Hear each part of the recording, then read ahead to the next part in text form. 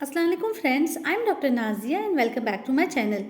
तो आज मैं आपसे बात करूंगी ऐसी कंप्लेन के बारे में, एक ऐसी बीमारी के बारे में जो बहुत ज़्यादा देखी जा रही है पेशेंट में आजकल और बहुत ज़्यादा कॉमन है और ज़्यादातर लोग इससे परेशान हैं।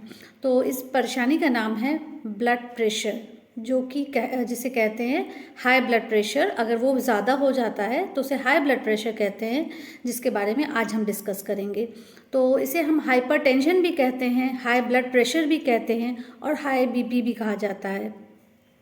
तो ऐसे तो ये एक सिम्टम है जो कि हम क्लिनिकली डायग्नोस करते हैं। जब पेशेंट आता है तो बीपी देखने के बाद पता चलता है कि हाँ, इसका बीपी ज़्यादा है या बढ़ा हुआ है। लेकिन ये आगे चल के बहुत ख़तरनाक बीमारी भी बन सकती है, जानलेवा भी हो सकता है। इसलिए इसको शुरू में ही आप ट्रीट करिए। जब आपका बीपी रहता है, आप कोशिश करिए कि उसे आप कंट्रोल में रखें। तो इसलिए इसको जो हाई बीपी जो होता है, इसे साइलेंट किलर भी कहा जाता है, क्योंकि ये कभी कभी तो पेशेंट को पता भी नहीं चलता है कि उसका बीपी बढ़ा हुआ है। कोई सिम्टम्स नहीं है, कुछ भी नहीं है, लेकिन क्लिनिकली पेशेंट आया, कुछ और दवा लेने आया है, लेकिन डायग्नोस हो गया कि बीपी भी ज़्यादा है। तो वो साइलेंटली किल करता रहता है अंदर अंदर पेशेंट को, क्योंकि उसके वजह से बहुत सारी ख़तरनाक बीमारियां हो जाती हैं, जो कि हमारे आँखों पे असर करती है, हमारे ब्रेन पे असर करती है, हमारे नर्वस सिस्टम पे असर करती है और इस तरह से किडनीज पे असर करती है। तो इसलिए बेहतर है कि आप इस चीज़ से बचे रहें। और अगर आपको पता चल गया कि आपका बीपी ज़्यादा रहता है तो आप उसे ट्रीट करें। तो आज मैं आपसे बताऊंगी कुछ कॉजेज़ वगैरह इसके बारे में, और उसके बाद डिस्कस करेंगे होम्योपैथिकली हम इसे कैसे ट्रीट करते हैं। ठीक है, तो सबसे पहले आते हैं कि जानना चाहिए हमें कि ब्लड प्रेशर जो होता है, ऐसे तो हाई बीपी आज हम जानेंगे, लेकिन पहले आपको ये पता होना चाहिए कि ब्लड प्रेशर होता क्या है। तो ब्लड प्रेशर जो होता है वो हमारे जो हार्ट जो हमारा है वो ब्लड पंप करता है, यानी कि ब्लड पंप करता है। तो हमारा ब्लड उसमें से आर्टरीज के थ्रू हमारे बॉडी में हर ऑर्गन तक पहुंचता है। तो जब ब्लड पंप करता है तो वो फोर्सफुली ब्लड को आर्टरीज तक डालता है। तो आर्टरीज में वो एक प्रेशर क्रिएट करता है, तो उसे कहते हैं ब्लड प्रेशर। यानी कि हार्ट आपका, ये हार्ट ने पंप किया ब्लड, तो ब्लड जो आर्टरीज तक गया उसे कहते हैं ब्लड प्रेशर। तो वो ब्लड गया और उसके बाद हार्ट रिलैक्स हो जाता है, तो वो मतलब सारे आर्टरीज और ब्लड जो हार्ट होता है वो रिलैक्स हो जाता है। तो एक बार पंप करता है, एक बार रिलैक्स होता है, यही हार्ट का प्रोसेस होता है। तो फिर वो जो जब ये प्रेशर जो होता है वो तो नॉर्मली हर पर्सन में होता है, लेकिन वो हद से ज़्यादा यानी वो नॉर्मल लेवल से एक्सीड करता है, तो उसे कहते हैं हाई ब्लड प्रेशर।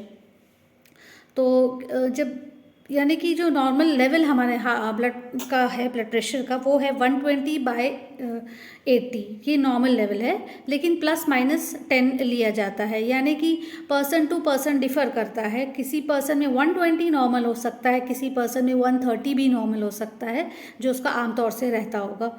तो इसलिए ऐसे बेसिकली तो 120/80 है, लेकिन +- 10 लिया जाता है, यानी कि 130 तक भी है तो नॉर्मल माना जाता है, या 110 तक है तो भी नॉर्मल है।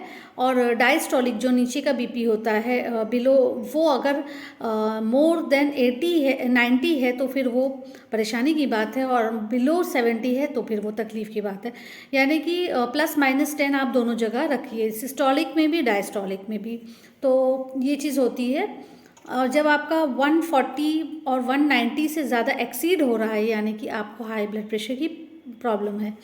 तो दूसरी चीज़ ये आती है कि हमें ब्लड प्रेशर होता क्यों है। तो सबसे पहला तो होता है जेनेटिक कॉज, यानी कि आपके पेरेंट्स में या आपके ग्रैंड पेरेंट्स में ब्लड प्रेशर रहता रहा है, तो आपको भी ब्लड प्रेशर की परेशानी हो सकती है। नेक्स्ट आता है लाइफस्टाइल डिसऑर्डर्स। लाइफस्टाइल डिसऑर्डर मतलब कि बहुत ज़्यादा सॉल्ट इनटेक डाइट में आप अगर आप रखते हैं, तो फिर ये भी आपको आगे चल के ब्लड प्रेशर की प्रॉब्लम क्रिएट कर सकता है। इसलिए आपको ये भी ध्यान देना चाहिए। डाइटिक मतलब बहुत ज़्यादा फैटी ऑयली फूड जो होता है वो सब भी हमें ब्लड प्रेशर की तरफ ले जाता है। ओबेसिटी यानी कि मोटापा, बहुत ज़्यादा मोटापे की वजह से भी बीपी की शिकायत हो जाती है, और ज़्यादातर जो फैटी इंडिविजुअल होते हैं उनके अंदर ये बीपी की परेशानी होती ही होती है। नेक्स्ट आता है कि बहुत लिथार्जिक लाइफ, यानी कि पड़े रहना, बिल्कुल कोई हार्ड वर्क नहीं है, कोई वर्क नहीं है, एक जगह पर रहना, कोई काम नहीं करना। तो इसके वजह से, इस लाइफ स्टाइल के वजह से भी हमें ब्लड प्रेशर की परेशानी हो सकती है। और दूसरा कॉज आता है स्मोकिंग और अल्कोहल इनटेक, तो ये दोनों की वजह से भी बीपी हो सकता है। तो ये सारे बेसिक कॉजेज़ हैं जिनके वजह से हम बीपी का शिकार हो सकते हैं। अब आते हैं कि होम्योपैथिकली अगर आपको पता चला कि आपको मतलब ब्लड प्रेशर की परेशानी है, तो आप होम्योपैथिक में क्या मेडिसिन ले सकते हैं उसे कंट्रोल करने के लिए। तो सबसे पहली मेडिसिन जो आती है वो है लैकेसिस 1M। लैकेसिस 1M जो है ये बहुत जल्दी आपका ब्लड प्रेशर कंट्रोल करती है। 1M पोटेंसी में लेना है, सिर्फ 2 ड्रॉप्स लेना है वंस इन एवरी 15 डेज, यानी 15 दिन में बस एक बार आपको 2 बूंद लेनी है लैकेसिस 1M की। इस तरह से आपको 6 मंथ्स तक करना है। तो इससे आपका धीमे धीमे वो ब्लड प्रेशर को वो कंट्रोल तक लाएगा, आर्टरीज को आपके सॉफ्ट करेगा अगर वो हार्डनिंग की तरफ जा रही हैं। तो ये एक मेन दवा है। नेक्स्ट आती है मदर टिंचर कॉम्बिनेशन। जो 2 मदर टिंचर कॉम्बिनेशन मैं बता रही हूँ ये बहुत ज़्यादा इफ़ेक्टिव है। अगर आप लेते हैं, अगर शुरुआत आपकी है तब तो बहुत जल्दी आपको असर होगा, बहुत जल्दी आपको बीपी से आराम मिलेगा। और ये कि अगर आपको हाई बीपी से आराम मिलेगा, और अगर आपको ज़्यादा दिन का बीपी है तो थोड़ा वक्त लग सकता है, लेकिन पाबंदी रखेंगे आप तो ज़रूर क्योर होगा इंशाल्लाह। तो ये 2 मदर टिंचर का नाम मैं आपको बता रही हूँ जिसे कॉम्बिनेशन में लेना है। एक रोवाल्फिया सर्पेंटिना मदर टिंचर आता है, और सेकंड आता है क्रोटेजियस मदर टिंचर। तो क्रोटेजियस मदर टिंचर और रोवाल्फिया मदर टिंचर, ये दोनों को आपको कंबाइन करना है एक बॉटल में, हाफ इक्वल क्वांटिटी में, और उसको अच्छे से शेक करके जब भी आप यूज़ करें तो शेक करके यूज़ करें। तो उसे 15 बूंद आपको लेनी है हाफ ए कप वाटर में, और दिन में 2 बार, सुबह शाम।